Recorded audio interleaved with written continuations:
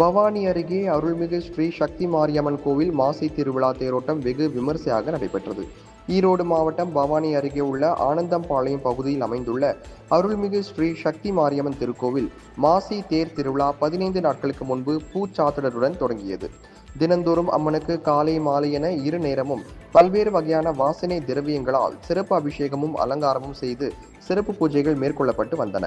இந்த நிலையில் விழாவின் முக்கிய நிகழ்வான பொங்கல் திருவிழா இன்று காலை நடைபெற்றது.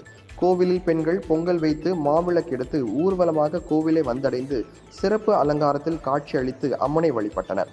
அதேபோல் அருகில் உள்ள குதிரைகள் மேடு பகுதியில் உள்ள அம்மன் கோவிலில் இருந்து அம்மன் அழைப்புடன் தேரோட்டம் நடைபெற்றது.